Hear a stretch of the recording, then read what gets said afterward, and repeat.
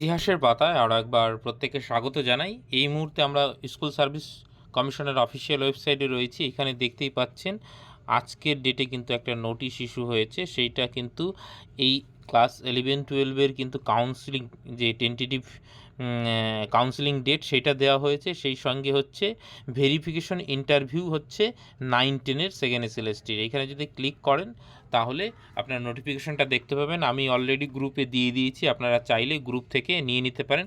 Comment সেকশনে প্রত্যেকটা ভিডিওর লিঙ্ক দেওয়া থাকে, সেইখানে গিয়ে আপনারা যুক্ত হয়ে থাকতে পারেন। ফার্দার যে কোনো আপডেটের জন্য প্রত্যেকটা আপডেট পেয়ে যাবেন। এইখানে দেখতেই পাচ্ছেন নোটিশটা এবং এই যে ডেট দেখতেই পাচ্ছেন। এই কাউন্সেলিংয়ের টেন্টেটিভ ডেট হচ্ছে 11-12 এইখানে দেখুন, এবং আর 9-10 তার মানে 23/3/2026 থেকে 25/3/2026, মানে 20 তারিখের পর থেকে যেরকমটা বলা হচ্ছিল 23 তারিখ থেকে শুরু হচ্ছে কিন্তু ভেরিফিকেশন, ডকুমেন্ট ভেরিফিকেশন, এবং ইন্টারভিউটাও কিন্তু সাইড বাই সাইড চালু হয়ে যাবে। এখানে দেখুন লেখাই আছে verification of document and interview cum lecture demonstration. এই ডেটগুলোতে হবে মোটামুটি টেন্টেটিভ। তো আপনাদের আগেই বলেছিলাম যে মোটামুটি মানসিক প্রস্তুতি নিয়ে রাখুন। 20 তারিখের পর থেকেই কিন্তু ডকুমেন্ট ভেরিফিকেশন 9-10 শুরু হবে এবং সেই সঙ্গে কিন্তু মানে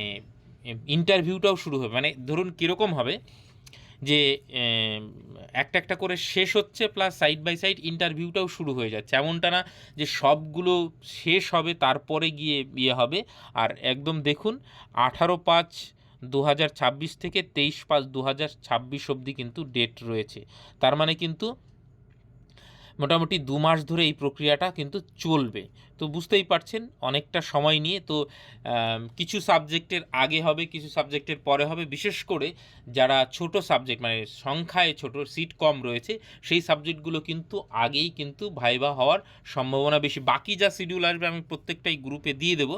কিন্তু আপনারা এখন যেটা কাজ সেটা হচ্ছে সমস্ত ডকুমেন্টস রেডি করা, প্রথম কথা।